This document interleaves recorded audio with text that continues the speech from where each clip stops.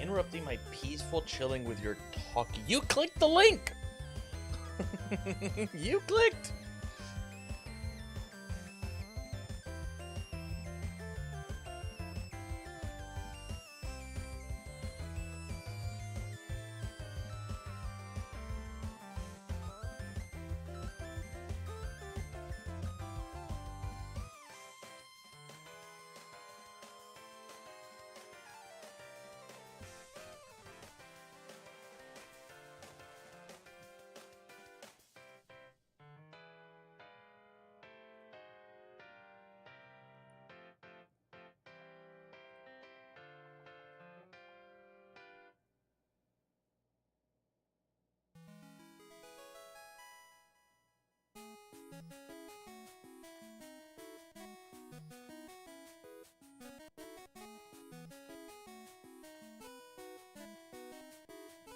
If I do this, is it gonna be mad at me? Oh, no, it doesn't. I'm a gamer. I'm a one gamer on the principle that I'm personally bored of the format. Hell yeah. Hell yeah. Hey team, just got home myself. Long drive. Agreed. Agreed.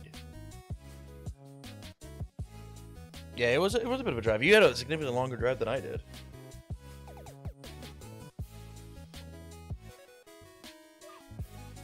Wow.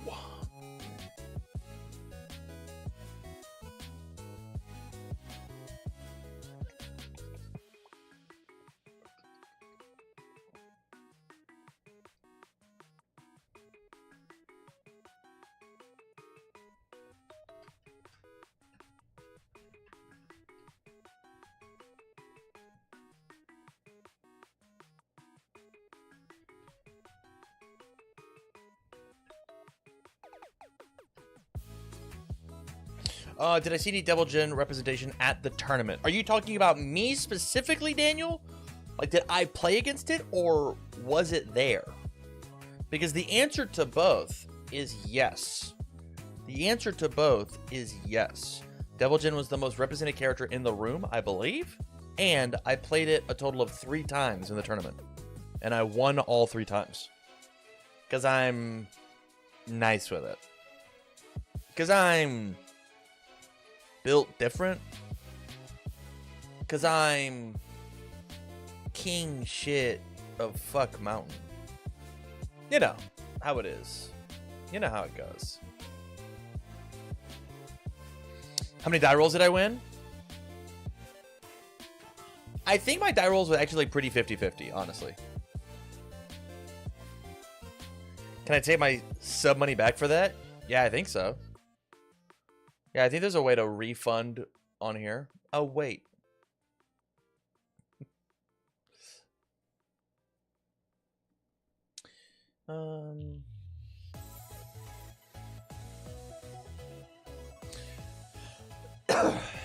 Because you're really lucky? I don't know about that. If I was really lucky, I would have checked a 3. If I was really lucky, he wouldn't have checked a 5.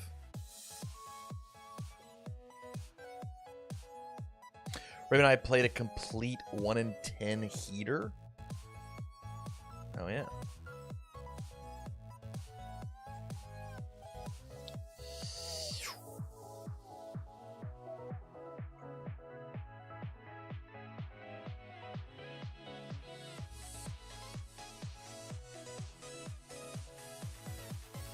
Events. My events. My events. Change the date real fast. Saturday. STARKDARK. Love this. Go all the way back to Swiss, back to round 1.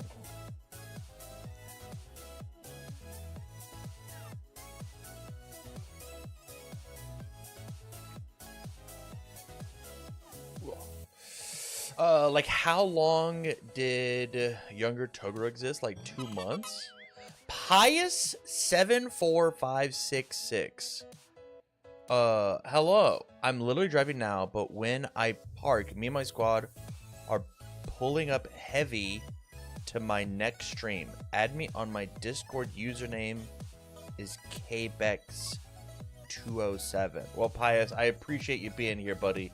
But I don't think I'm going to add you on Discord. I appreciate you hanging out, though, and learning the gospel of the UVS.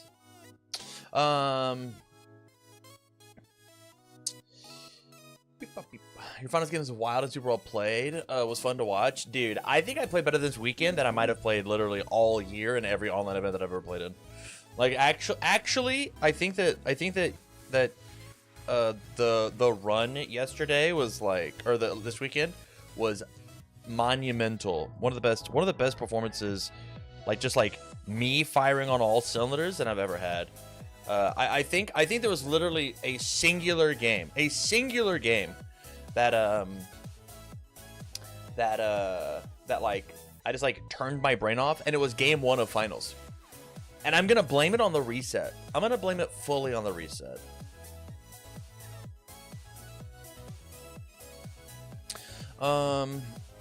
But with the current characters, I wonder if younger Toguro would still be needing an errata.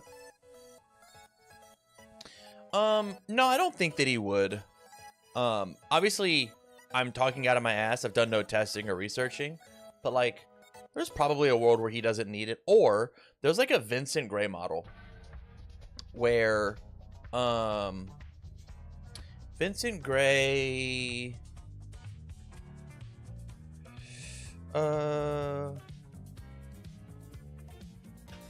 Vincent Gray.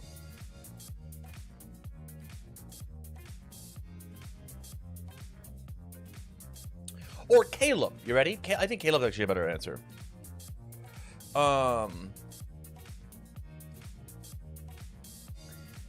Dan is Sam Tate pilled. Middle screen. Right. Okay. Oh. That camera's on. Get rid of second cam. Can you guys see the color difference between these two cameras? It's crazy, right? It's crazy. If you just made Widowgast, if you've played this ability 2 or more times, commit a foundation, I think the character's actually fine. If you get the first 2 for free and then the rest of them you have to start committing, it's probably fine. White balance, be careful. Be careful. Chill out, everybody.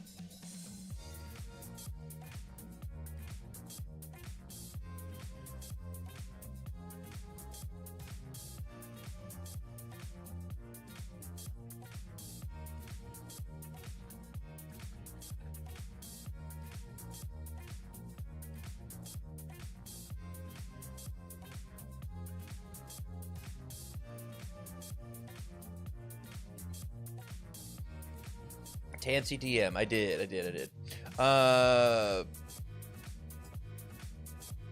Bodzilla is gonna be dope. I like Burnzilla better. But Jace, I will concede for today, and it will be Bodzilla. Bodzilla makes me think of like Dad Bodzilla. You know? Like Bodzilla, like he's a you know, there's something about like him having a bod, you know? Like, he's just hot. Like, he's really hot. Wait. Burning Godzilla. He's hot. Bod.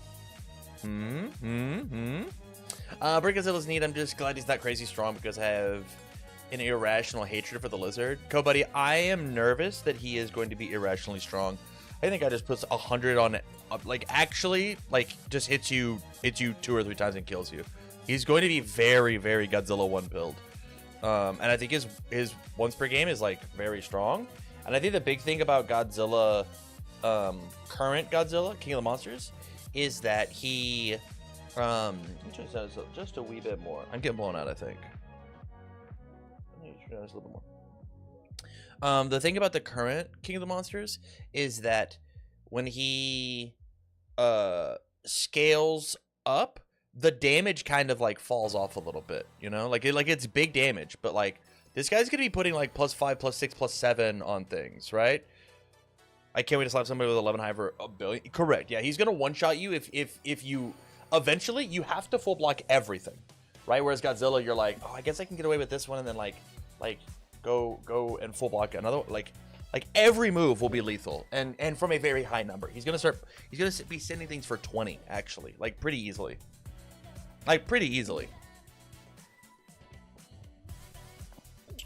Those are Sung Jin Woo damage numbers. Look, yeah, but I'm allowed to stop Sung Jin Woo from doing it with like attacking his backups and shit. You're not allowed to fuck with Burnzilla's discard pile. Like, that's so much harder to do.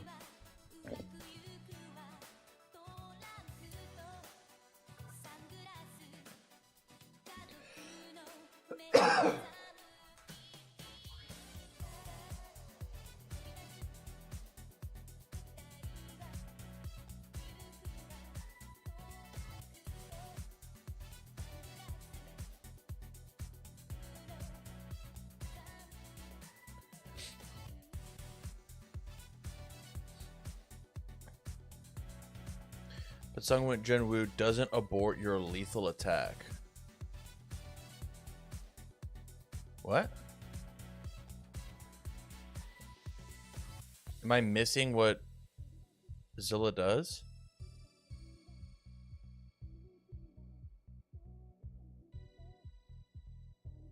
Burn Zilla once per game.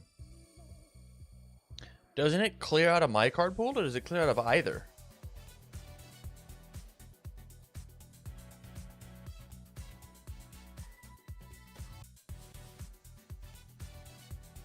Each player's.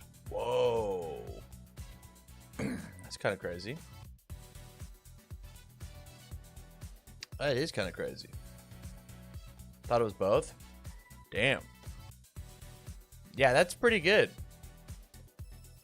You know what? I also thought Kurama deserved to have a bunch of scaling damage.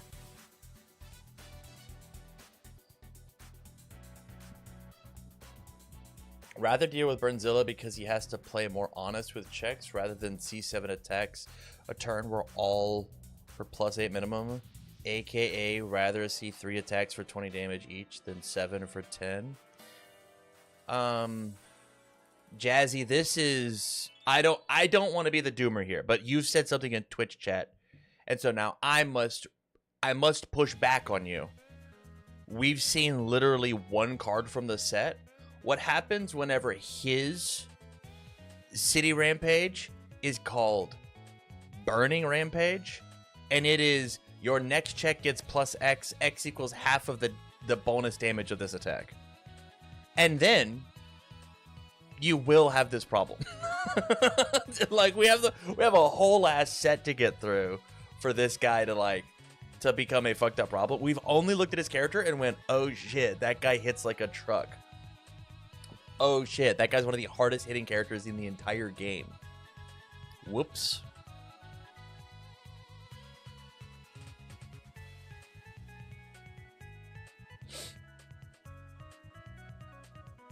I'm just speaking for current worlds meta. I'll cross that bridge next year. Well, nobody cares about it for current worlds. Wait, is he legal? Wait, hold on. He's not legal, is he? There's no shot he's going to be legal. Okay. It's like, whoa, gatekeeping that character at 150 bucks for an actual tournament. I should have made a video. I misunderstood the assignment.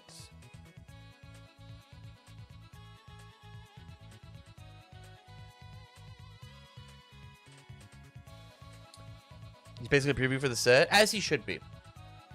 I missed that he wasn't legal. Might be just assumed. Yeah, it's a fair assumption. It is not the craziest thing that UBS Games has done, but I will say, they seem to have been doing a lot better. I mean, look, we've got Fern, we've got Dorian that weren't legal when they were released. We've got these two Yahoos that weren't legal when they were released. So it's pretty dope. Godzilla -1 is legal. IDK, you're right. You're totally right. And that guy was a unique promo that I could only get there. I don't even own a Godzilla -1. Don't even got that guy.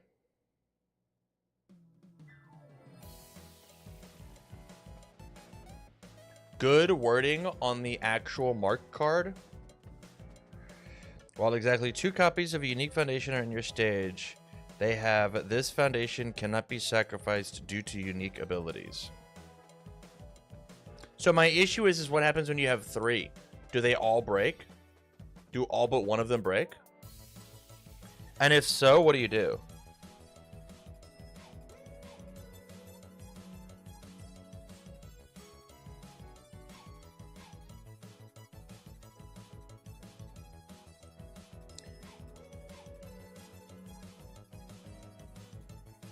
Godzilla -1 was also dog water.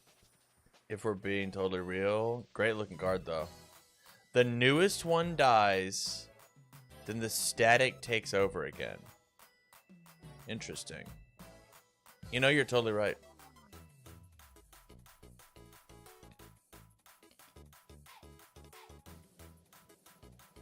That's my assumption.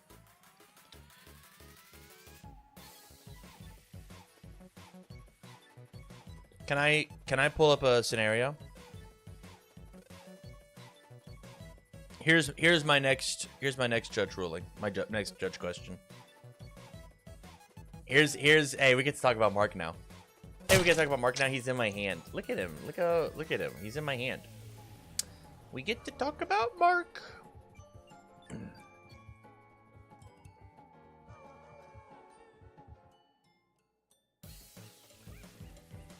Do we have...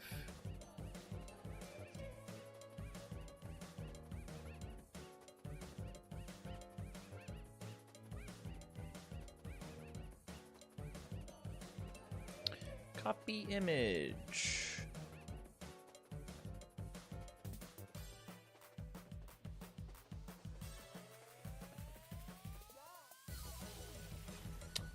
Actually, I need to make a new deck. I just need to make a new deck. Mark. And then I put you here, and then we put 3 of you in my deck, and then we get to come over to Mark is one of the 2 champs that have beaten me, lost to him and Broberg in Denver. Hell yeah, that's sick. I think this Mark guy is like really messed up. Create single player game table. Let's load it in. Let's load it in. Then I need you. We'll do this, this, this. Okay.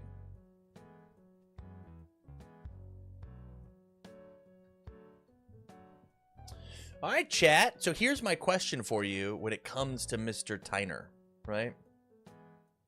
We'll do this.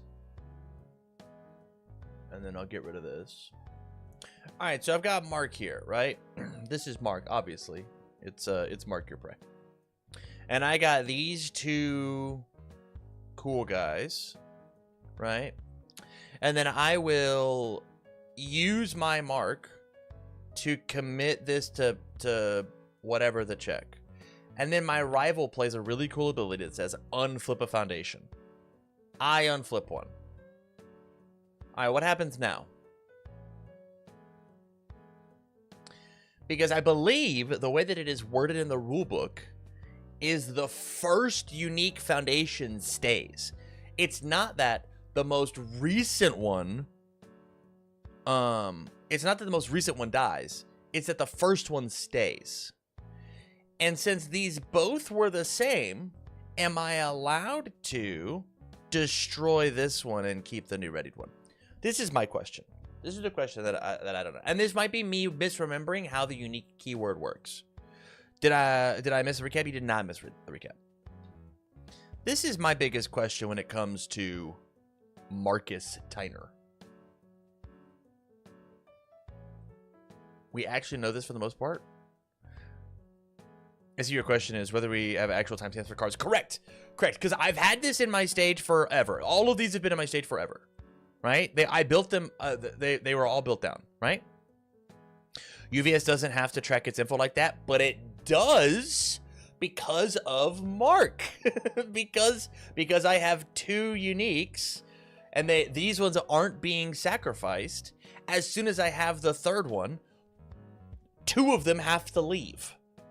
And the answer is, it's the newest one that gets to stay. Or sorry, the oldest one gets to stay. But if these were built in at the same time, it's not newly built. It's not newly built. You guys don't want me to build Mark Tyner? I don't want anybody to build Mark Tyner. I don't want Mark Tyner to build Mark Tyner. I can't believe they didn't put the safety words on this card. But the unflip has the newest timestamp. It's been in my stage the whole time. This card's been here. This card, I played this. I build this off the top. Okay, they're all on the board. This is a legal board state for me to have. I pass to my opponent. I now pass back. There is no longer a timing, like these cards forget where they were or when they were, right? I then commit this with Mark, and then I unflip this. What happens? These were all on the board as far as UVS universe is concerned, right? They were all on the board at the same time. You would sack the unflipped one, but it was on the board. I had a ruling recently that was escalated. The ruling came down to that's not information that will be tracked, so it would work the way that requires no tracking. When you unflip it, I would think that is the newly added copy of the unique card. You could have the same argument, just one unique under normal circumstances. But under normal circumstances, it's very obvious which one I pick. This says my issue is that I'm only allowed to have one of them, right? I'm only allowed to have one of them. And so which of these am I supposed to keep?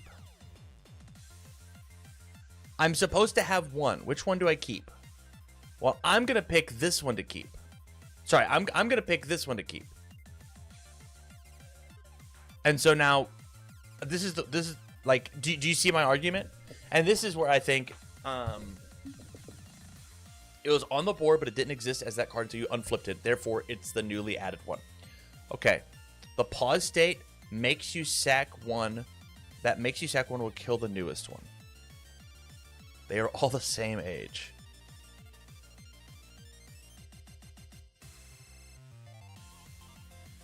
Okay. Okay. Maybe it'll work. I'm not gonna bother with it. They'll tell me. I'm sure Tim is gonna tell me when's Mark legal. Design is gonna let me know 2 weeks after that, and so we'll figure it out. We'll learn at the most recent regional all together, right? January 1st. I'm excited for February 14th. Valentine's Day special. We're gonna learn how Mark Tyner works. It's gonna be sick.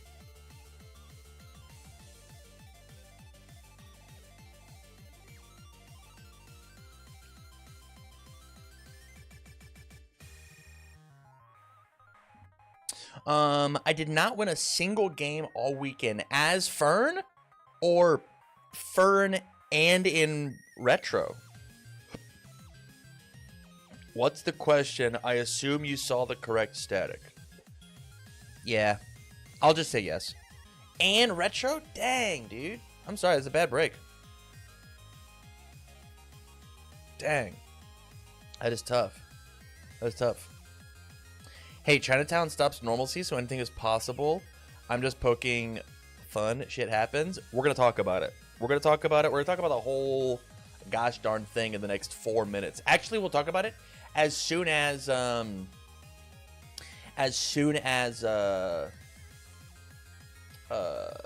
Rebby gets home with my sippy.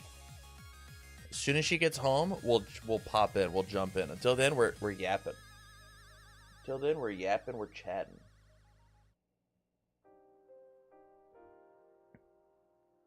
He needs Dr. P. I need it so bad.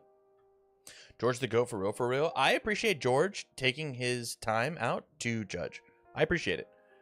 Judging is a thankless job. I think it's very easy for people to shit on judges, especially with it is a thankless job for sure. So I appreciate you guys thanking him, and I appreciate him for doing it. I know I certainly wasn't gonna judge. I'm trying to win this bitch.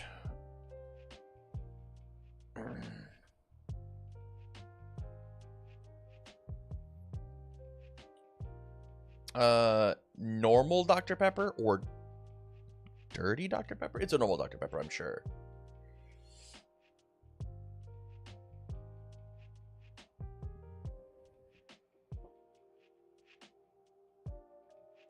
T1 got the win, so the weekend was successful. Is that league?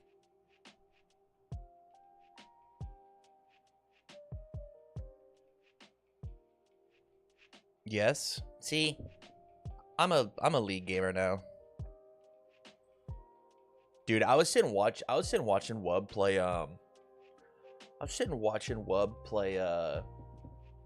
Misfortune in Riftbound. God, that deck is so freaking fun, dude.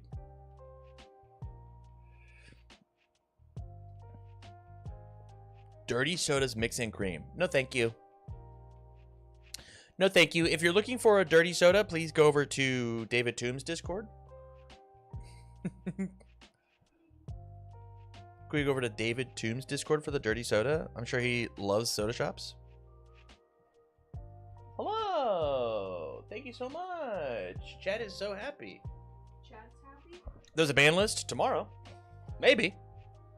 There's not gonna be one if you guys keep talking. Yeah, if you guys misbehave, I'm gonna turn this ban list around.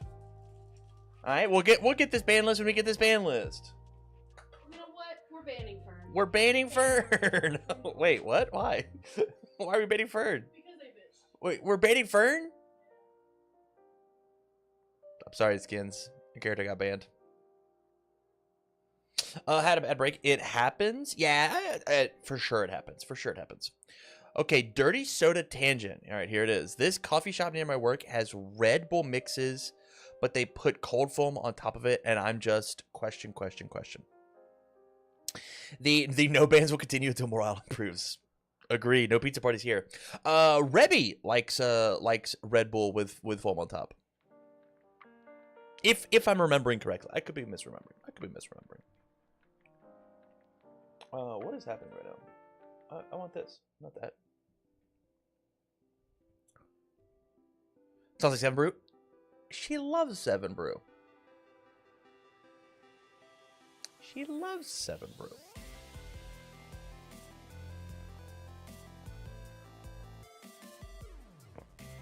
Oh.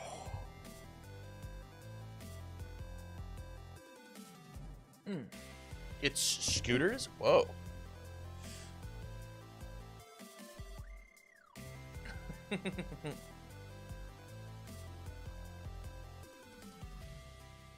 Girlfriend's a 7 Brew addict.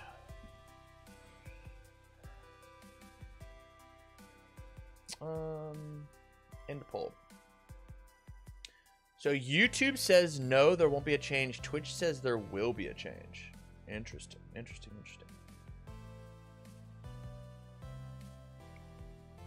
Members only live stream.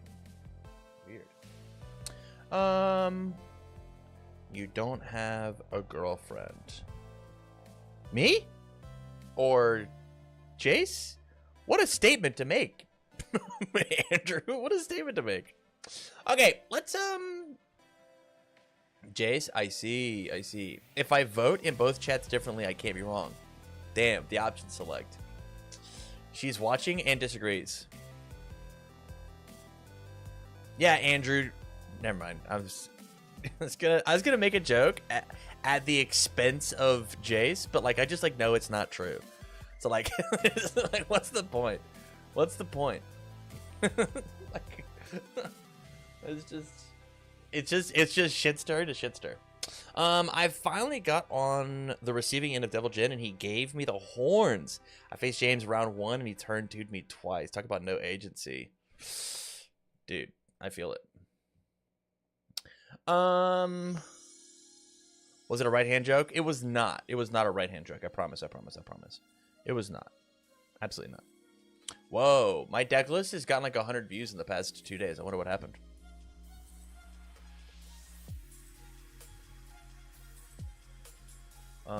I click this and I finish this poll. Yo, Paul! Knocks over your ketchup bottle. Well, maybe don't make fun of my girlfriend. Thank you for the 44 months, buddy. I appreciate that. That was it was a blast hanging out with you this weekend. It was sick. Yeah. It still feels really loud. If I do this, what happens? Oh, it just stops the audio for me, not for you guys. Interesting. STARKDARK was very fun. Shame that not a lot of people signed up, though. Extreme, it happens. It happens. Okay, let's talk the event. Let's just talk about it. Let's yap about it. So this past weekend, I had a blast. Went to the second open STARKDARK event. Everybody raise your hand in chat if you were there. Hello, Head of Hustle. Just in time to talk about the STARKDARK Open Series 2 event that happened over the past weekend. It was fun. It was an absolute blast. Big fan of the STARKDARK people. Big fan of the event as a whole. And basically what this stream is I'm going to talk about the deck that I played and a little bit of a warm up into it and like setting the stage, and then proceed to talk about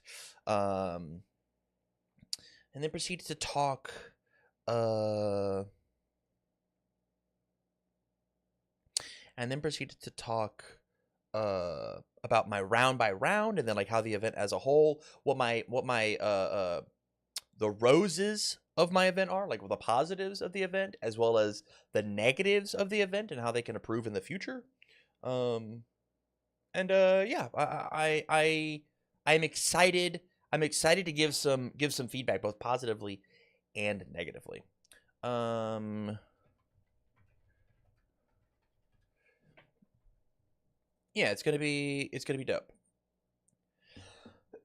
Okay, so let's chat. Let's chat. So this past weekend I played at the STARKDARK event, and I played Mikasa Ackerman, Hizuru's Hope. That's the wrong one.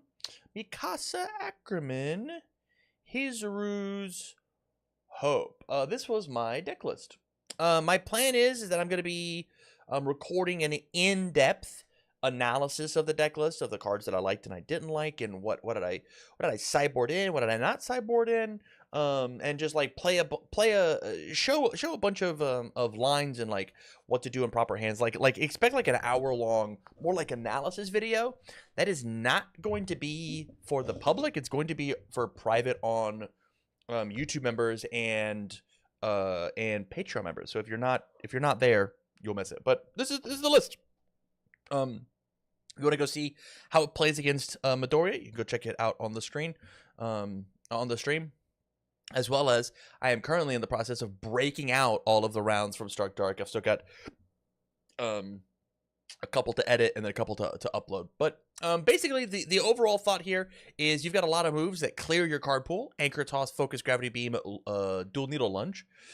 They clear the card pool so that your progressive is very cheap, so that when you stack 3 damage on things with things like a Dual Needle Lunge giving extra stats, or things such as, where's it at? A Dangerous Combatant giving stats, or timely counterattack, giving stats.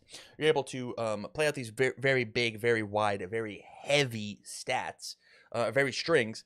Clear your card pool a bunch, and then play Luna Tiaras sometimes as a -2 difficulty, and you play them over and over and over again. It tactically works really well with things like Koima's Task and all of these pieces, and it was very cool. The first iteration of this deck felt very much like a like an aggro machine. It was just going to go for go's sake, and it was like the entire list was all gas. Like, I'm sure some of you are looking at my deck list. I'm going to turn my dark mode on. Some of you guys are looking at my deck list and being like, where are the enormous axes? How could you be playing this character without enormous axes? So much value. And the answer is, I already had so much value that building the one extra foundation for having a blank foundation didn't matter at all. It just didn't matter. And so big shout outs to Twitch chat, specifically Andrew Porat and Gavin Kale, for putting me on a Dark Warden, Arrogant Fighter, and Fighting for Control. These 3 cards, as you can see at the very bottom here, these 8 cards came in so clutch and were MVPs throughout the entire event. I would not have done as well without both Gavin and Andrew coming in, looking at my list and being like, dude, what happens? What happens when, like, they push back against you at all? And I'm like, well, we're just supposed to kill them. And they were like, no, but they'll kill you. These 3 cards were so good. So good.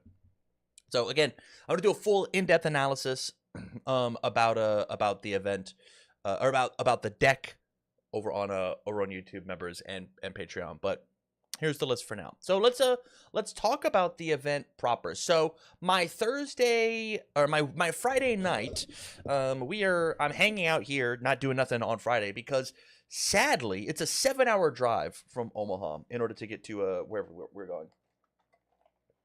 Delicious. And we are Rebby just started a new job. I'm not going to tell you where, but she started a job on Tuesday, so she couldn't, like, willy-nilly take the Friday off to, like, comfortably drive. So we left the house to drive 7 hours, starting at 5:30 p.m.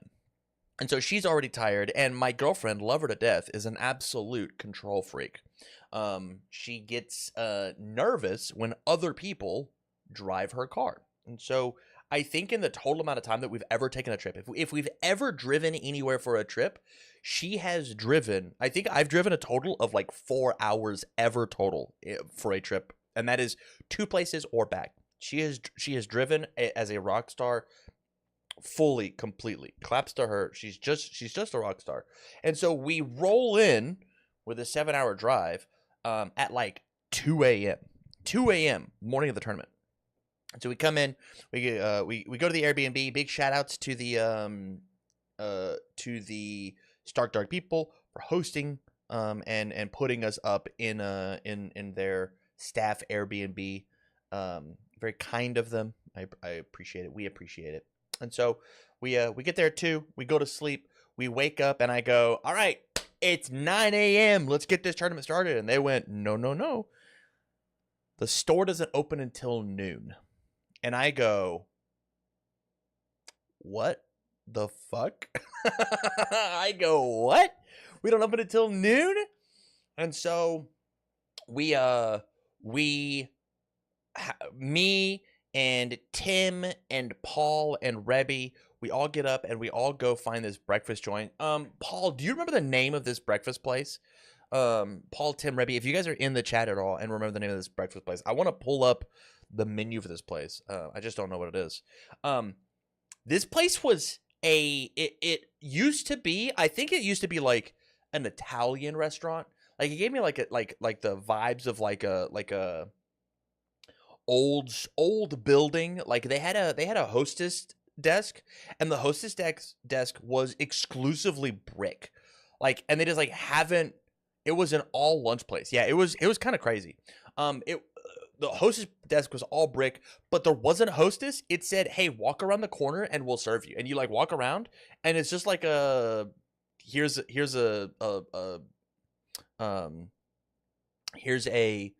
place where you can like go up and order. And the food was like kind of expensive. Like, it was kind of like we ended up for me and Rebby, we got 2 meals and a drink. It was like $40. And I was kind of like Lottawatta Creek.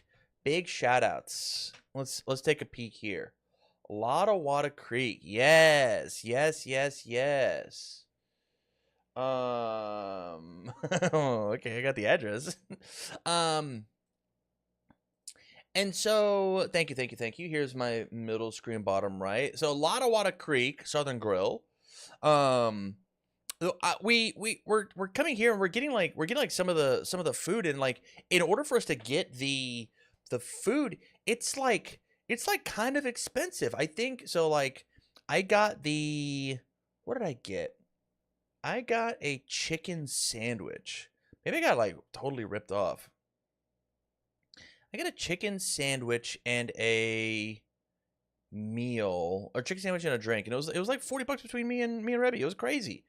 But I kid you not, the chicken sandwich that I got, this bread, like if I look at this picture, this bun does not give. This is not a regular bun. This is it feels almost like a homemade bun. It was, I kid you not, as big as my face. This bun. And then the chicken that came on this bun was even further away from. I couldn't finish my sandwich, and it came with fries, like a lot of fries.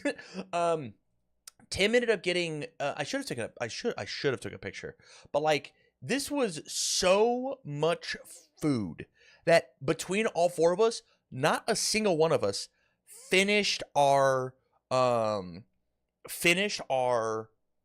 meal. We just didn't finish. We're like. We're going to a card store. We're just gonna be throwing away literally between the rest of us. There was a fifth person's worth of food, like that just like got wasted. It was insane. So big shout out to Gallery. Do I have a? Yeah, look at I'm sure this was the chicken sandwich. This looks small. This is the biggest chicken sandwich of all time, guys. It was literally this big. Paul ate his and then took our bread. I finished my. Paul, I wasn't calling you out like that. Sorry, man. But hey, huge shout out to Lottawatta. And then we it's like a 2-minute drive to the Impact Gaming Center, which we get out. We drive to this place and just like open the picture. I just want to open the image. We get outside to Impact, and this building looks really, really nice. And like we look at this, the front of this, it's very sleek, very like I love the blue and the red. Like this is my first time ever at Impact, and I notice over here, which you guys can't see, behind my head, there's another Impact Gaming sign. There's another one, and I go, wait a minute, is it this whole building? And the answer is, yeah, it's the whole building. This is the smallest picture of all time. This is their play space. Can I have like an actual picture? So this is their space.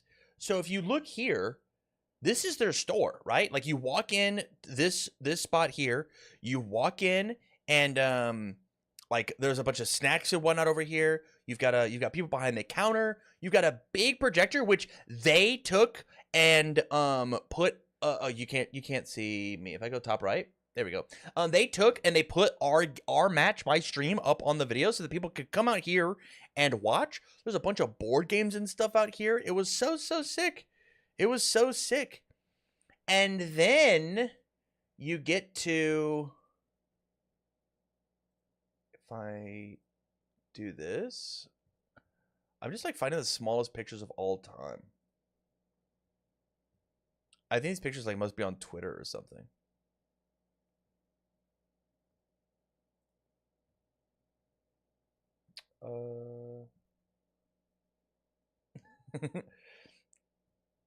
I believe I'm gonna find a good picture. Okay, so these are gonna be the blurriest pictures of all time, but I'll just have to get over it. So when I take and now do this, so that picture that I showed you before, this is the front of the store. This all back here is all the back of the store. So this black wall right here is the TV wall. Like that's this black wall. And so you can see how far back. I talked to Corey, who's a local there, and they yeah, here you go. This is the black back black wall. Open image in a new tab. This is the space that we had. This is where we were playing the game. I'll bring this back over here. This place was absolutely massive. A ton of extra rooms in the side over here. If you look at this spot here, this is a stream table, and they've got their own separate side streaming room. We got to be in this little play area place right here to host my stream. Apparently they host Beyblade tournaments over there. This back room here is a LAN center where they host a bunch of fighting game tournaments and such. And then somebody just gave me open link. Here's like an example of all of their products. The cases that they had were absolutely gorgeous. Let me see if I can find some cool stuff. So all in all, the event itself, like the place that we were, oh, this was like the coolest shit of all time. This is where you go up and they have their own POS. And so they have a catalog of all of their cards. You walk into the computer, you search what cards you want, you put it in a cart, and you do it. Whenever your order is ready, they will announce it over the intercom, Tamron Cardwell, your order is ready to be picked up, and they hand it to you and you pay, or you pay it online or whatever. Like, this is such a smart, efficient way to do it. Hey, look up the cards that I'm looking for and then go through. They've also got boxes of shit that you can look through. Like, it's just like, it's so intelligent to do it this way. Genuinely, and I think I genuinely believe this, the most impressive card store I've ever been at, this is what every card store wishes it could be at like a high-end scale. I'm so incredibly impressed at Impact Gaming, and I cannot give them a bigger shout out. They were so nice, they were so personable. It was so sick. It was so sick. It was so nice. But enough of glazing of Impact. Let's talk about the tournament itself. So the tournament itself was very fun. My run went. I'll list the characters and then we can go round by round. Actually, no. We'll just do it the round by round. We'll just do the round by round. So round one, we get in at a crisp noon, and we get in at a crisp noon, and we're trying to start the tournament at 1 o'clock. Here comes Bugaboo number 1. So the people over at StarkDark did not set up the tournament correctly for us to register our decks using the UGN. An oversight, a free tournament. There's some things we could have done to fix, change, correct, whatever. We didn't. That's fine. That's whatever. Who cares? And so we got our tournament in. And the tournament doesn't start till closer to like 1:20, 1:30, rather than the on the dot 1 o'clock that we were looking for, because what we had to do is we had to write paper lists. Thankfully, again, I have an absolute rock star, an amazing partner, as I am sitting there trying to get the stream to work, because normally the way that I stream is I use my phone's hotspot to connect to my computer to then connect out, so that I don't have to bother the people at the store for their Wi-Fi or Ethernet or whatever. Inside of this absolutely massive building, my hotspot was not cutting it. There was an 11-minute stream where it was constantly, it looked like a slideshow rather than a live stream. And so I ended up jumping on their guest Wi-Fi, and that worked out great. And we ran the whole tournament that way, and it was great. It was dope. It was awesome. But in that meantime, my beautiful, wonderful, awesome partner filled out my deck list for me, and I, being the trusting soul that I am, I didn't check it. I just believed. I just trusted that she's got this. We'll find out what happens later with the deck lists later. So round one, I walk into this tournament and I'm feeling confident with my Mikasa, right? I had a crisis of faith a little bit before, like the week leading up to, and I was like, why am I not just playing Hanj? It's so tough. That character is so free. I can't believe she just does 35 on turn 2 for free, like doing nothing. The 3-card combo of unyielding into Rock Barrage into Titan Pile is an unfair thing to do. Why am I not doing it? I tried it for literally 2 matches and went, this shit sucks. I don't like it. I'm going to play Mikasa. Ended up playing Mikasa. And I'll say the one deck that I don't want to fight is Midoriya on the move. And so who do I get paired into? Round 1. Round 1 instantly? That's right. It's Mitchell Trumino on Midoriya on the move. Instantly get paired into Mitchell. And the game that we had was interesting. Or the match that we had was interesting. It was his deck kind of floundering a little bit. My deck working on all cylinders, trying to play around the thing that he's doing and whatever. And like me trying to feel out the matchup a little bit, because I've literally only ever played the matchup one time as Midoriya. It was in the lobby of the Atlanta Regional very early in the morning, like 3 a.m. in the morning. I was sitting next to, I believe, Wub and Nathan playing Retro, and I'm playing my version 1 of Mikasa versus Corey Nelson's honed, polished Midoriya on the move deck. And he just dog walks me, dude. Like, it's like he just like takes me to class, and I'm like, I think this matchup is impossible. But thankfully, with all the theory crafting I had done after the version 1, I end up taking it down 1-0 against Mitchell. He made some questionable moves. My game pieces come together, and I'm able to string out, even with the plus progressive because of him flashing my moves, to end up getting the W. I have enough board resets to interact with what Midoriya's got going on. I've got enough breaker, and truthfully, one of the big key pieces of fighting this deck was just fighting for control.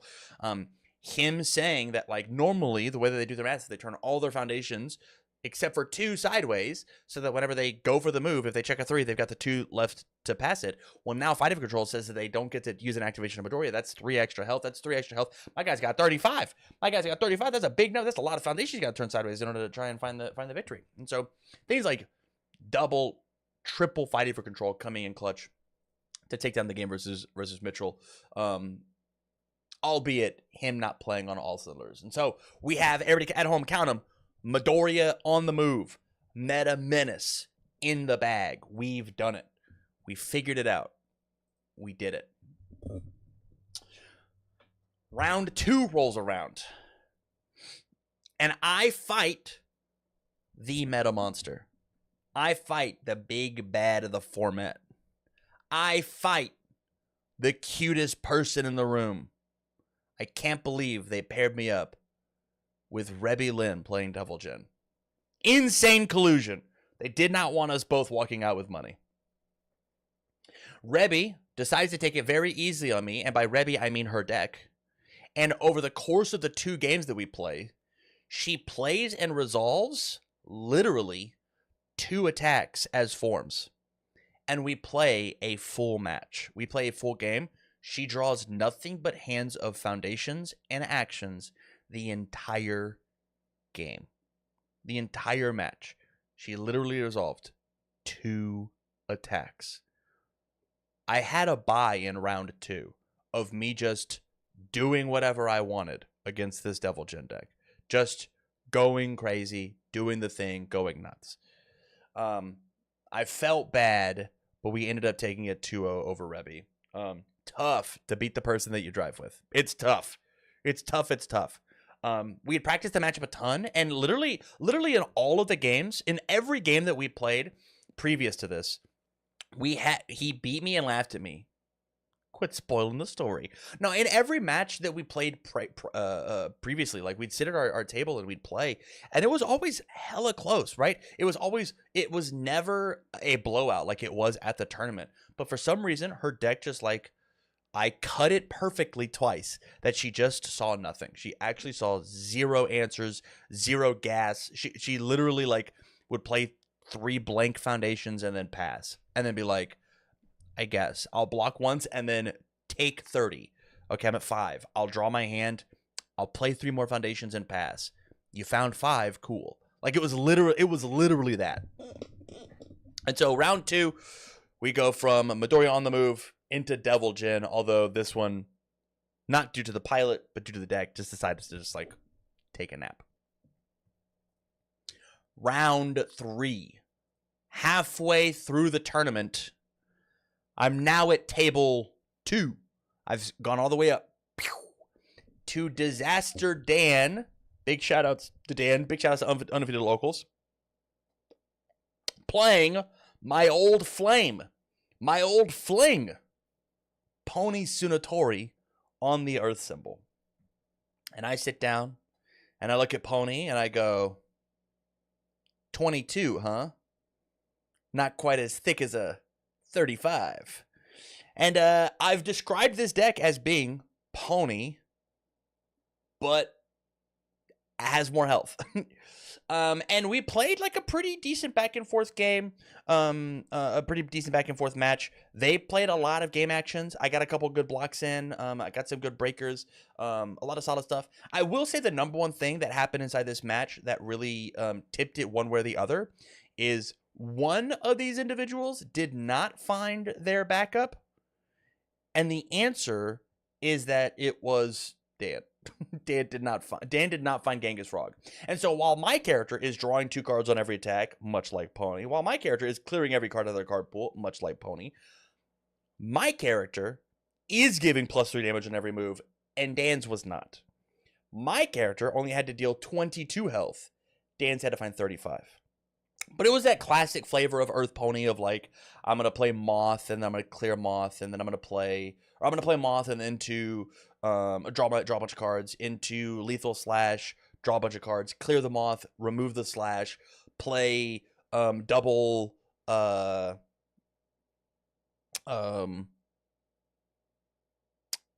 Aura into double falling skies, right? It was like that classic, I cleared a little and then I stacked up a bunch of damage super late at the end. You can actually catch Dan playing this, I believe, versus, I think it was Dan versus Eli, if I'm crazy, round 1, I believe that's true. Over on, I think this video's actually out today. But if you want to see his list, it's out there. But it was just a beating. I think I was done in actually 15 minutes of just like, my deck did everything I wanted to do. And his deck, again, did it, but 35 is just a big number. It's that issue that the format has right now of these really high health characters have a lot of impact and agency over the game. And so it was Dan didn't find Frog, and so 35 was never possible in one turn. It was never possible, especially through, like, you know, I had interaction on boards, right? Like, I had enough interaction that I wanted to interact with things like Devil Jin and Midoriya. I'm obviously going to have interaction to deal with Pony's clearing or Pony's stats, right? Not quite the crazy stats that we have, especially if we don't find Frog, which we didn't. So it's tough. It's tough. Oh, you saw Double Quima's game 1, which did me in. Oh, I did double Quima's. Dude, Dan, I think I did the coolest Quima's ever against you, actually. It was, didn't I Quima's you with 1 card left in my deck? Wasn't that game, or was that somebody else? Dude, my Quima's plays were crazy this weekend.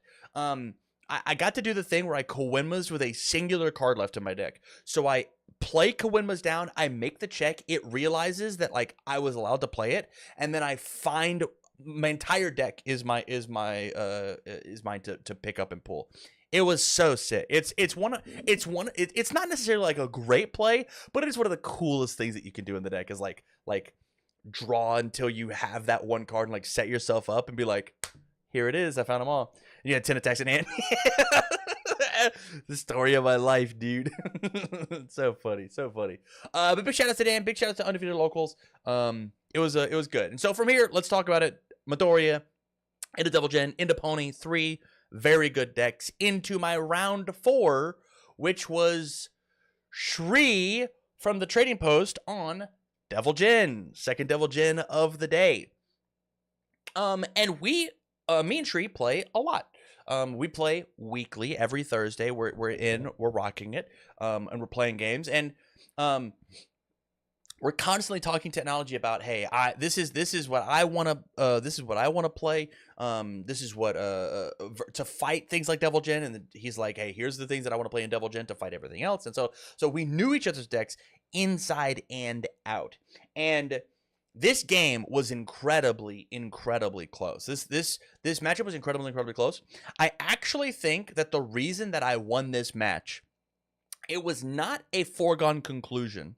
There was a little bit of his greenness showing, of doing things like he would play a Goblin Bolt, and I would have like an Arrogant Fighter committed on my board, and he wouldn't seal the Arrogant Fighter, which then I could seal a piece of his, i.e. Exam Strategy. He would instead seal something that didn't matter but was ready, right? It was a piece that like could be like a Botan's Coaching, right? Oh, that card could get you out of a bind. Let's get you rid of the Botan's Coaching. And I go, that's fine. I'm going to seal your Exam Strategy, and you're not going to give something +100 because you have a stupid amount of cards in your card pool. And so it was plays like that were just slightly ever so offset. But man, he took us to the limit. Like we were constantly like going down in game 2.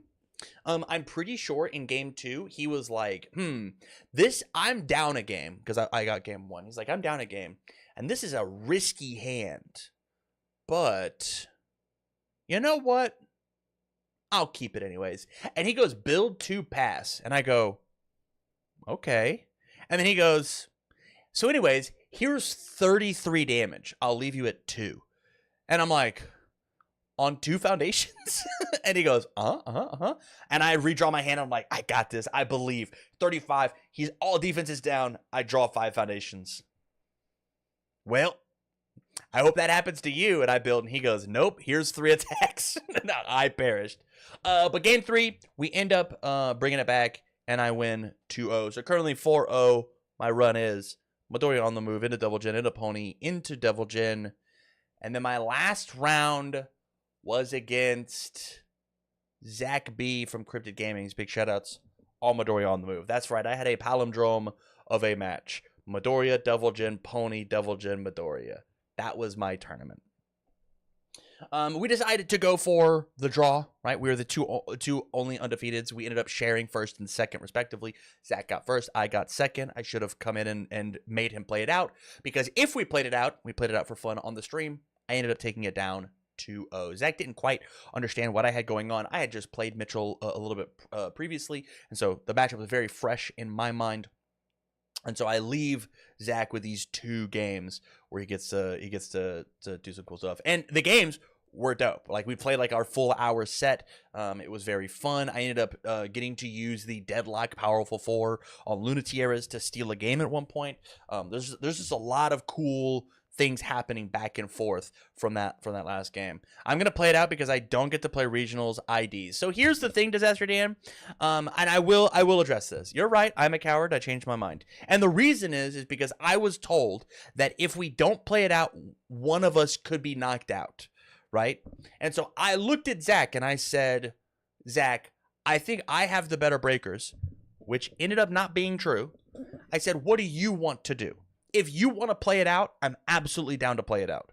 If you would like the ID, I am not going to take this from you and do the ID. But I'm down to play it out. I'm more than willing to play it out. In fact, I want to play the game. I'm down to play the game. And Zach was like, let's play. Let's go for the ID and whatever. So we did, and we got first and second. And if you poo-poo it, whatever, I don't care. There's a different stream you can go watch. But ended up, whole tournament run went 4-0-1, and we ended our Swiss rounds in second place with a great score. With super great. It was super awesome. Walked away with my guaranteed 250, and it was rad. It was cool. We have time.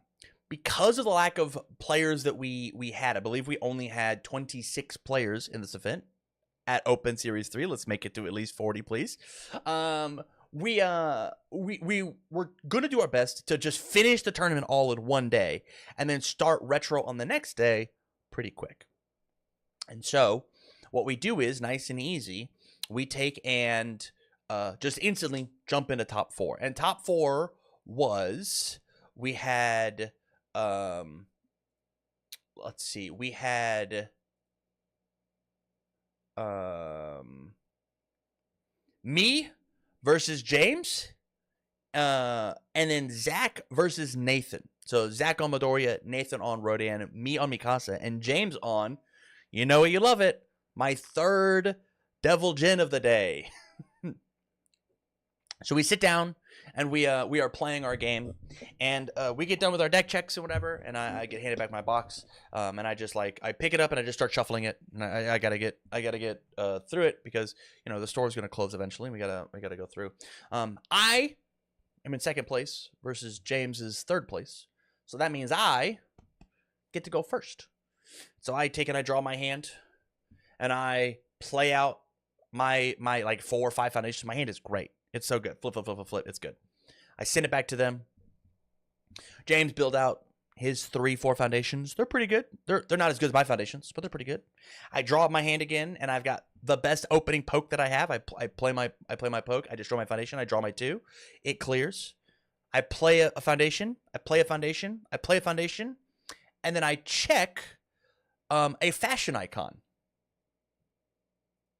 And I go and I stop. And everything stops. And I look at this fashion icon. And I go, what are you doing here? Somehow, across my deck check and starting my next game, I had put a 1-of copy of fashion icon in my deck instead of forcing surrender.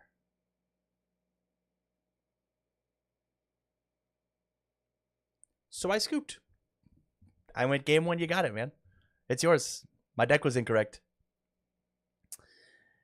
I just whoop, and I was mad. I was very, very mad. I was very mad, and I was, and I won't sugarcoat it, a bit of an asshole about it. I came in hot with the judge who did my deck check. I started pointing fingers, and then I cooled my jets, and I went, wait a minute. It is my responsibility as a player to make sure that my main board and my sideboard are correct before I start any tournament. I did not do this. It was fully on me. I was still mad after the match. I was still mad after the match. And so, because my deck was incorrect, we scooped and we went to the next game. And I was so angry. I was so angry. Just and not even like, I'm not mad at the judge, right? Like at first I was like, how could you do this? But ultimately, it's not the judge's responsibility to make sure that my main board and my sideboard are in the correct spots when the game starts. It's my job as the player. Just like it's not the judge's job in between matches if you unsided correctly. That's just not the thing to happen, right? It's just not the thing to happen. Seems a bit crazy. Did a game loss over checking a card. My issue is, Drew, in a casual environment, I agree with you. We were playing for $250, right? This is the difference between $250 and I didn't unsideboard for my last round. You get a game loss. You didn't unsideboard. That's just the rules of the game. You didn't unsideboard, and I didn't. And so I took my scoop and I went. I lost this one. We'll go to the next one. But with anger comes an ass beating, and I ended up 2-0ing James back on the other side, bringing it back to pull. He made. I'm trying to think about this game. It was just a classic Devil Jin game. I think James did not expect the amount of practice I had put into this matchup, because man, Devil Jin might be my most practiced match, and 2, just how much counterplay that my deck accidentally had. But here's the big thing: James played Mikasa at Atlanta. So he knew what was up with the deck. Like, he knew everything I had going on. We had talked about it, before, during, and after Atlanta, about, what Mikasa looks like playing an incredibly similar game plan. So like he knew everything my deck was going to do. I just don't think that he quite got the disruptive pieces, which were new inclusions. They weren't in his deck in Atlanta. We hadn't discovered them yet, and just how impactful they were going to be with the match. And so like I felt like my game was like really solid. His game was solid. I just got to come up on top.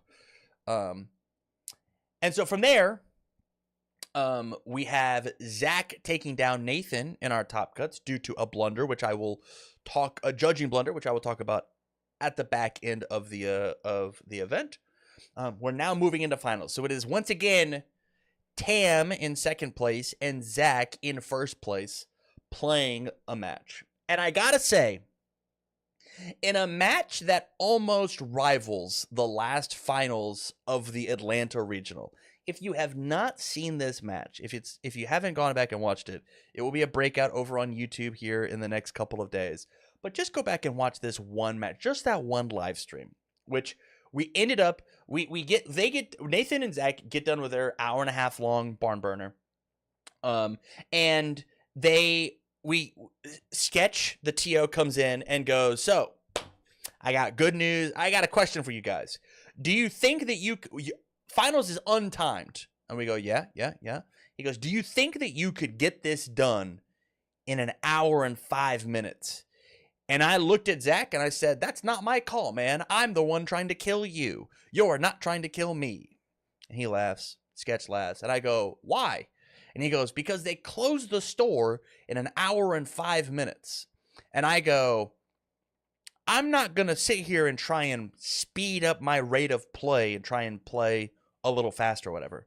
And the Sketch goes, "Let me go see if they'll stay an extra 30 minutes behind." And I went, "There's no way that I'm going to ask the game store employees to stick around for an extra 30 minutes so that this jabroni can go 0-2 versus Midoriya. No, thank you." And so we end up closing up shop for the night and then have to get up and then go play in the morning, which is its own separate stream. And again, I will reiterate, this match was so good. There was so much play back and forth because truthfully, I gave Zach 2 games. I beat his ass twice.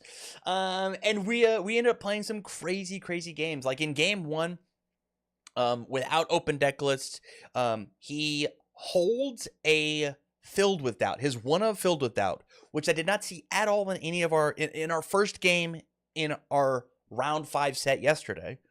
I did not see in his main board. I thought it was sided. And so when I take a really greedy line to play the throw to powerful 4, kill him for half, and he Fills with Doubt me, I go, "Oh, I punted. I'm looking at 2 other attacks that cleared themselves from my card pool, like in my hand, that I can't pass now because I got an extra card in my card pool. I just can't pass it. I'm under -1 from a check from Convenient Timing. I've got this big ass blank 6 difficulty 7 damage behemoth of a non-throw in my card pool, and he just like he blocks it, draws his hand, and goes, "Oh, here's 3 attacks. I'll turn my stage and slam it." I go, "Ah, shit! I can't believe that that Filled with Doubt's gonna cost me $500." Game two, he does the same kind of trick, the same kind of idea. He's got an airy smile of Filled with Doubt. He's got Convenient Timing. He's trying to pick up his Convenient Timing and play it again. And we're just like, he's like every block trick known to man, he has got sitting in his hand, and he's playing slow because of it.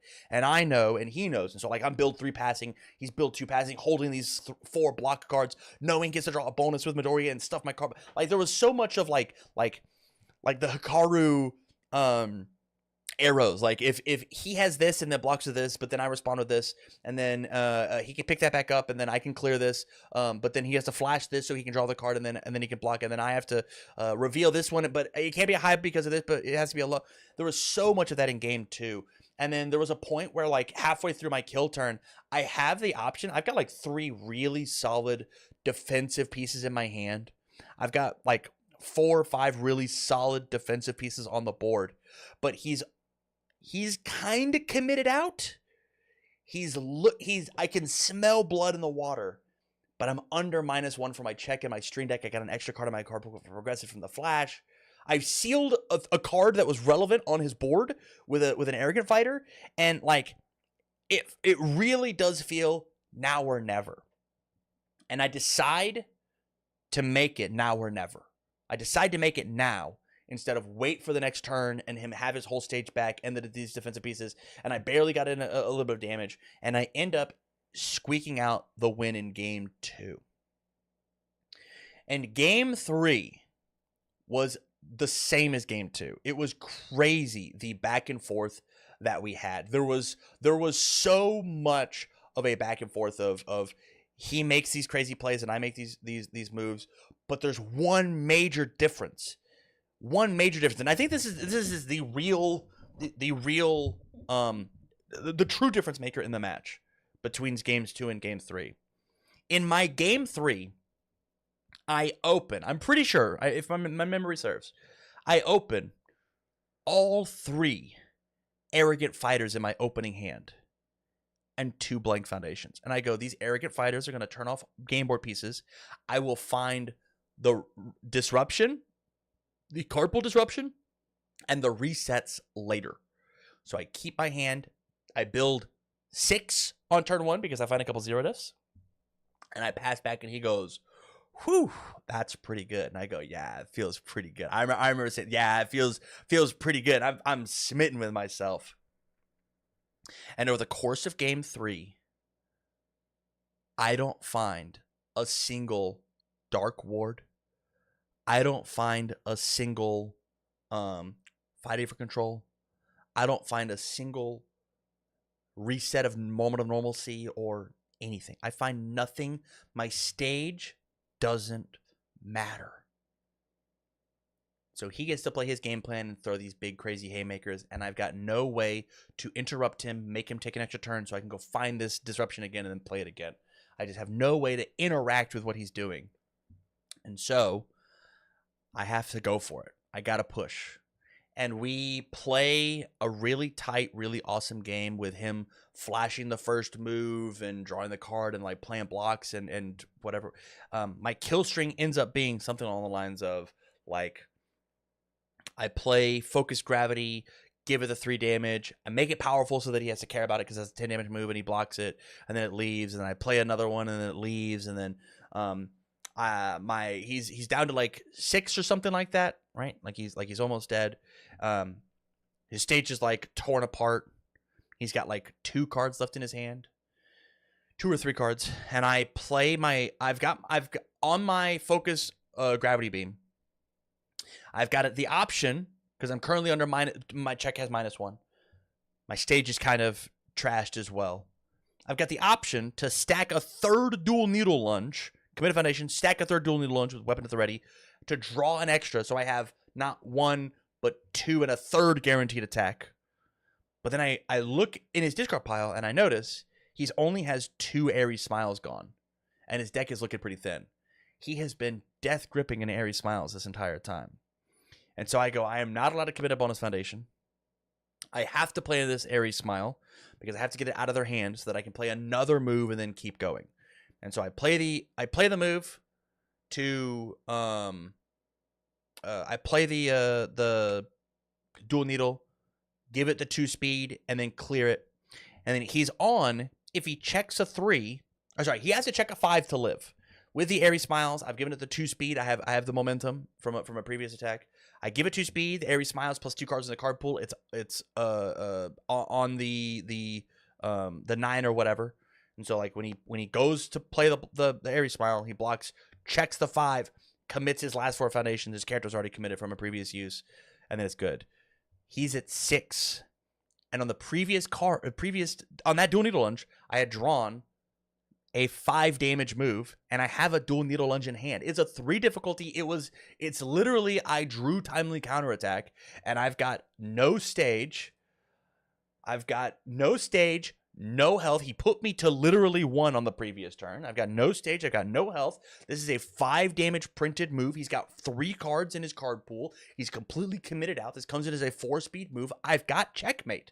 I play out my foundation, which I pass beautifully. I play timely counterattack, and I check a 3, which because of convenient timing, I check the timely counterattack to play the timely counterattack, which checks a 2, which means I commit my 2 foundations and Mikasa to pass the check, which means I can no longer use Mikasa to give the damage buff, and I leave Midoriya at 1. And so we finished the tournament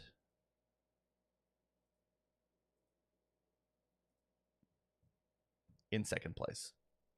Huge shout outs to Zach taking that game to the limit. It was so incredibly fun. Again, if you did not watch the match, you absolutely should go check it out. It was a blast. And the whole tournament was super fun. There were some low points, there were a ton of high points.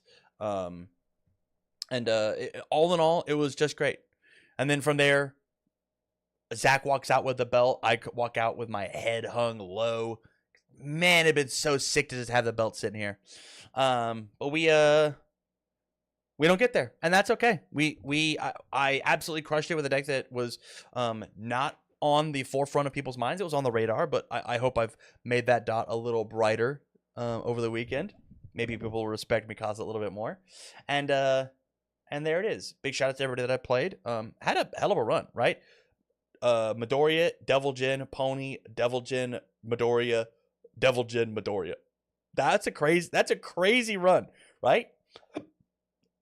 Give me some B tier characters, please. I'm begging. I'm begging. But all in all, it was a good fun weekend.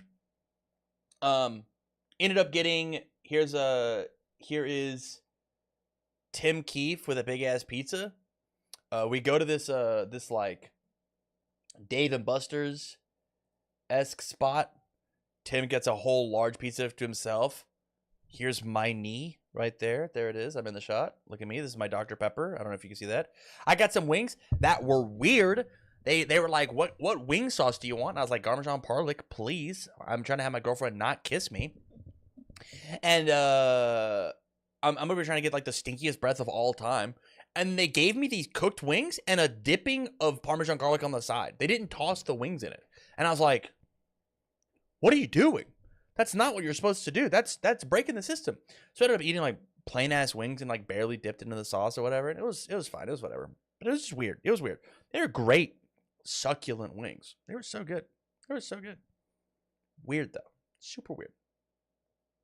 But with that, let's talk about the event as a whole, right? Let's talk about the STARKDARK event. We'll talk about the negatives first, and then I'll end on the positives. Okay?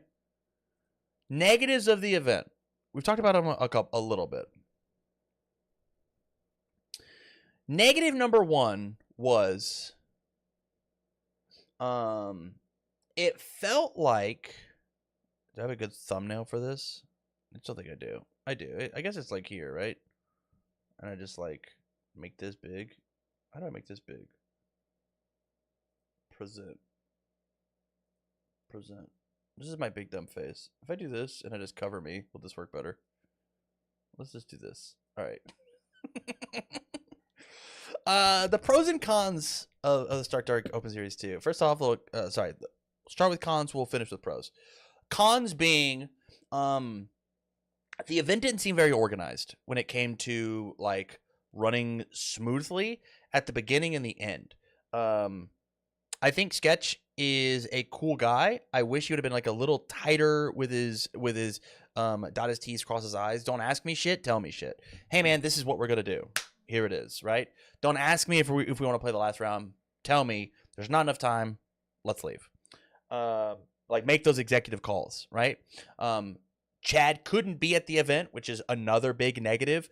But that's more of like a personal I'm bummed thing where I just like wanted to see Chad. I wish Chad could have seen the fruits of where his money was going. And just like wish that he was there. He got sick right beforehand, so he couldn't make it. Let's talk Guardian Angel of Chinatown versus Moment of Normalcy. There was an issue with the wording on these cards where Moment of Normalcy says enhance commit, return this attack to its printed speed or damage. I think Guardian Angel of Chinatown says response flip. After rebel plays an ability that would reduce the damage of your move, its damage cannot be reduced for the rest of this turn. It was ruled that if you use Moment of Normalcy, the speed of the attack could not be reduced, which is just not what it says, right? Apparently, there was a ruling from a previous event that the two judges at the tournament thought was correct, thought took precedent, but that is just not how it works. The answer is you are allowed to respond with Guardian Angel of Chinatown to that move, to the thing. But the only number that you're allowed to affect with Moment of Normalcy is the speed stat. If you declare damage, nothing happens. It's not that the ability gets canceled. It's just the number just doesn't change. It's not allowed to change. It would be the same reason, the same way that if I use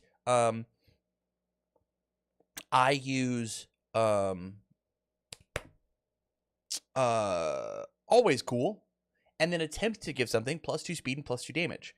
It will receive the speed bonus. It will not receive the damage bonus because its damage cannot change. It is the exact same idea. And so there was an issue there.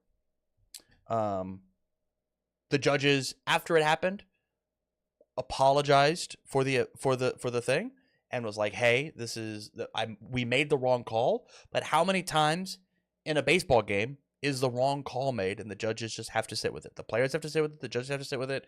There needs to be some sort of idea of like, hey, what can we do in the future to make this not happen? Educate the judges, have an actual judge program, so on and so forth. But again, like I said at the top of the hour, judging is a thankless job. The judges chose not to play the card game that we love so they can watch everybody else play. It is an incredibly, incredibly kind thing that they do. I do not blame the judges in the slightest for making the wrong call. Asterisks. I do blame them for making the wrong call. I'm not upset with them for making the wrong call. The second bad thing about the Stark Dark event, and this is probably something I shouldn't say out loud, but I thought it was weird that they didn't have a dedicated table to set up and sell the singles that they were going to sell for Stark Dark. I think that was it was like a little weird, like even bring your own card, like foldable card table and set some stuff up. I didn't realize that they were selling singles. I didn't have a good opportunity to like stop and peruse their singles at all. Get a little bit of slightly more infrastructure for selling the cool things, which is like the way that you're going to make this 2.5K back. And then my last big bugaboo, which I will be very, very vague on because I do not want to name names, but there was a player inside of Top Cuts that was upset that they did not make top 4. When the event said that they did make top 4 before finalizing the pairings. After the pairings were finalized, they were no longer in top 4. They were in a worse place. And they got so upset with it that another player offered their prizing and they accepted it. And it really rubbed me the wrong way. I totally understand being upset. Hell, I had a bad break at the tournament too. I had a $500 3 check. I get it. I didn't have that 3 check and then was so upset and angry that I walked to another player and said, "Can I have some money? I deserved to check that 5." Just frustrated me, rubbed me the wrong way. I'm not saying any names about who any of these players were, but it just frustrates me. If you know who these players are and who was involved or whatever, please don't reach out to them, whatever. But it frustrated me that they were paid for being a bit of a brat. Let's talk positives. I think everybody at the tournament was pretty chill outside of that one interaction. It was fun. People were smiling. People were really enjoying themselves. It was a blast. I got to play a couple of Riftbound games, which was very cool. It was very, very cool. I got some Riftbound product. I'm excited to open it over on Wednesdays. That's right, sneak peek. We're opening on Wednesday, and I'm super excited to play that game. Every time that I play that game or I watch that game get played, I'm like, man, I want to play this game more and more and more and more. And so the fact that Riftbound is officially here is dope. I have been told StarkDark is planning on doing Riftbound events. I cannot wait to go and play this. It's gonna be sick. The event was amazing. The event hall, again, Impact Games, was so sick. They were so cool. All the people there were very personable. There were games happening all the time. For model games, it did not feel too clogged or messy or any of that. It's just like it felt so awesome. It felt so good. I really enjoyed my weekend. Like physically at the building, I was flabbergasted when they were only open from like noon to 11. I was like, how is this place not open until like 2 a.m. to like siphon people's money? But I guess it works. We got to watch the finals of a big old couch. Yeah, it was sick. We watched it at a hotel room. It's so funny, Tim. So we watched the finals of the World Series. We got to watch the finals from a big old couch. You're talking about my game rather than the World Series. You're right. But we did get to watch the World Series. Yeah, the finals from the couch. Like the viewing area is so sick. They had like streams on constantly, not just mine. Like it was dope. Yeah, genuinely, outside of that one thing that like rubbed me the wrong way, this was an amazing event. If I could do this every weekend, I would. I just would. Win, lose, draw, right? I could have gone 0-5, and just like the vibe in the room was just so awesome. It was so cool to have everybody smiling and enjoying themselves. I won't speak to what happened on Sunday with like the retro tournament or any pickup games or whatever.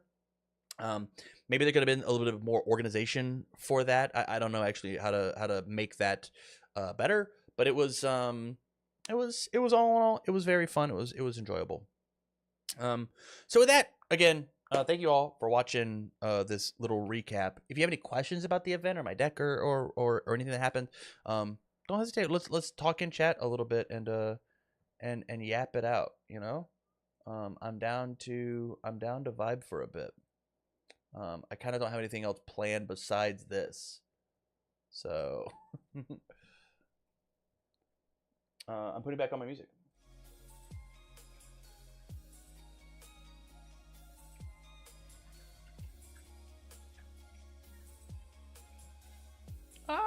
Oh, I'm not sure. I'm not leaking. Whew, I thought I was leaking. Dude, I spent $200 on upgrading the Jinx deck today. Hell yeah! So what got me into playing Mikasa? Honestly, Iggy, so like I haven't been going to and playing in the regionals, right? Tam, tell them the story of the World Series game. I don't know what story you're talking about. Do you want to come down and you share it? I'm down for you to share the story of the World Series game, but I just don't remember what you're talking about. I'm sure you'll refresh me. The answer, Iggy, is that I think Mikasa, I'm a big fan of Pony, and I think Mikasa plays a very similar game to how Pony plays, and I'm excited to explain like my mental when it comes to how I played Mikasa to the effectiveness that I did, to the effectiveness that I did. I don't think I'm necessarily better than any other Mikasa player that has done well, right? Like we've seen Tanner do well with Mikasa. We've seen Chris Baumann do well with Mikasa. I'm sure there's other Mikasa tops as well. I think I would be remiss if it wasn't. Tom, I guess I have to look for top cuts, right? I just want to make sure I don't miss any names. But I'm actively bad at names. Yeah. But there were certainly some players that have done it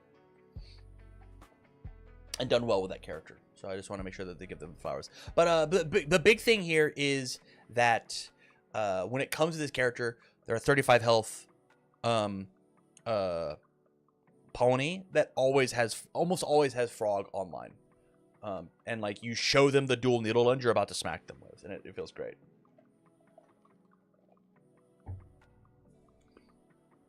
The other thing is like the mental that this character does is the mental this character does of you never know when they're actually going in on the first move, right?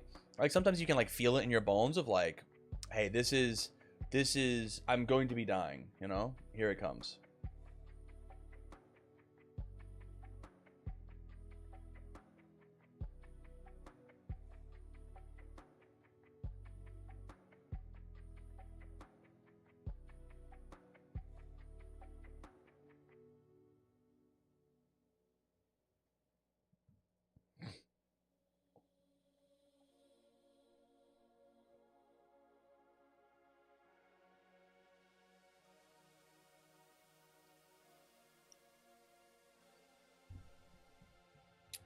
Yeah, from here though, I need to figure out what changes I want to make to the deck for Glasgow, if there are any, because I just don't think there will be any. Like it's a real maybe. It might be like Gecko out, airship back in, but it might just be like, what do I think I'm gonna play? Makes sense. I've been playing Mikasa at locals and I enjoy the games that aren't one-sided. But I can still win if I play well. What do you mean one-sided? I enjoy the games that aren't one-sided. Do you mean like you beating them or them beating you? Because I think that's a big question to ask.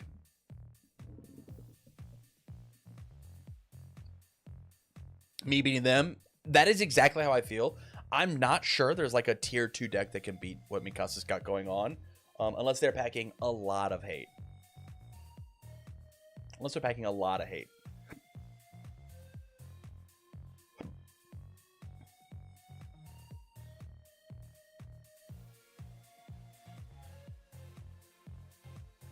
How many times did I play Gecko, you think, over the weekend? So honestly, Gecko is in there to fight like Rodans. Specifically like air and all Rodan, or like high speed decks so that I can try and chain block, and more importantly, if they have high speed reduction decks. And so like I really liked Mondo Gecko, just like my moves already have bad stats, and so my dual needle lunges being 6 high for 8 as 5 diffs that clear themselves just felt great. Like they felt so good. My Lunatieras being 6 mid for 10s as a throw, just fucking great. Like they were really cool. But the answer is that Gecko being a 0 mid block was very clutch a lot of the times. It being a 5 check was clutch a lot of the times. And it was like I just wanted to make sure that like if my rival had repeatable speed hate, that I could stop them.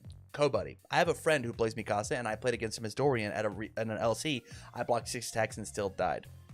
So my answer is that like Mondo Gecko says that he only gets to block 4 of those attacks and not 6, and we kill him a little sooner, right?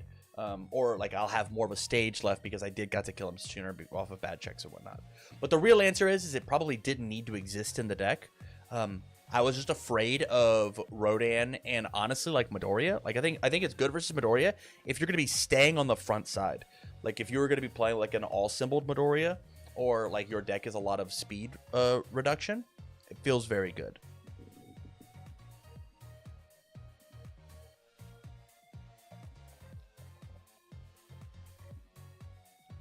Or like if you played against like a peak or something, right?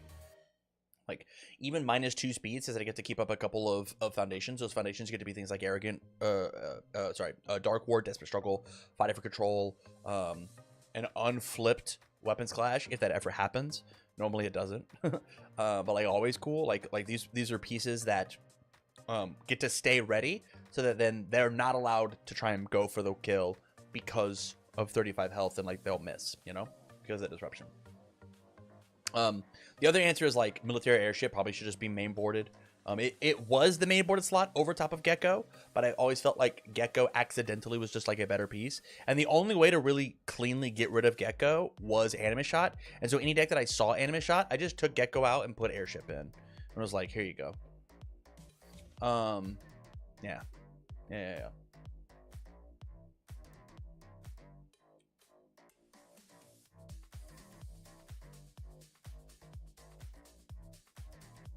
Yeah, I think my plan is to maybe be online for like another 20 minutes answering questions, and I think I'm gonna end stream just because I have more office work to do. I have to record a deck profile and a bunch of extra stuff, and so it's I just got more office work I get to do tonight, you know. But you guys got me for the next 20 minutes.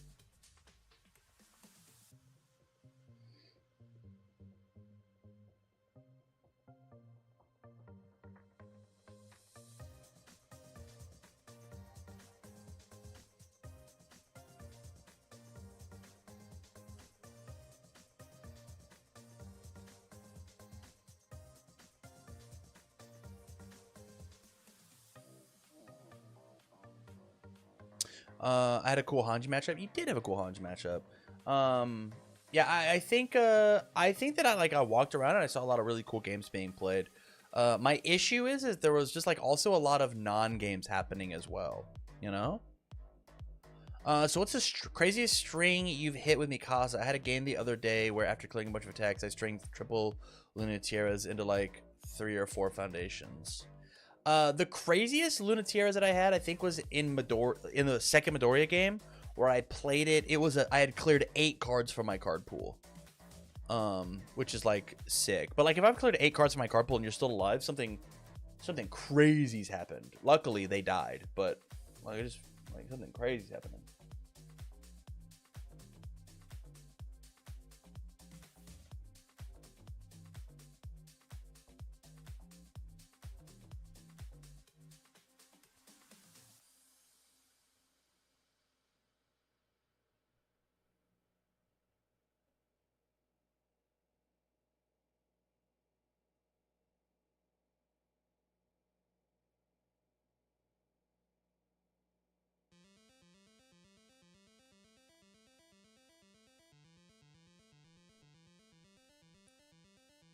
I've never had a piece of a defensive double gen in my life, and I played the damn on attack in my hand when there was about failing the check. I was praying you only had a mid block. Yeah.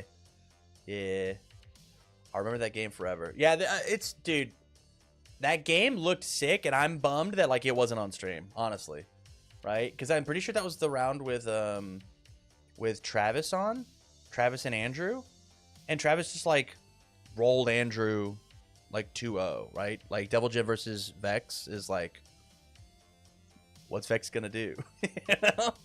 I kind of wish you guys were on because that matchup seems really interesting. I can check. I can just go look. Oh, but it's a lot of work for me to go look. I gotta click a lot of buttons.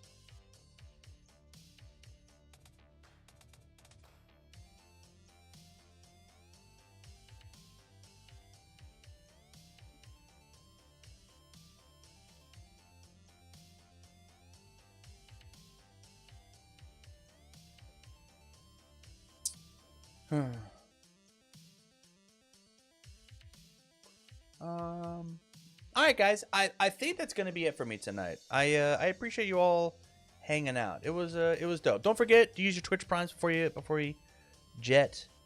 Who is up and on and live? Is there anybody that matters? Here's a bringing into have to check a 5. To me having to draw an attack. You want to pick up the following? Yeah, it was a crazy game to watch. Who's over on Twitch that I may hit with a raid? Anybody cool and interesting? No block. It's over here. Friends and rivals yapping before B&E. Okay. Yeah, friends and rivals. There it is. No block king. No block king. Hidden adjust chatting. Alright, you guys. We'll see you all tomorrow. Playing some games back with Barlow. Top 8 is back on. Hello, Miss Liberty. You're yapping. Meow. Meow. But with that, thank you all for hanging out. I do greatly appreciate it. We'll catch you all next time. We'll see everybody.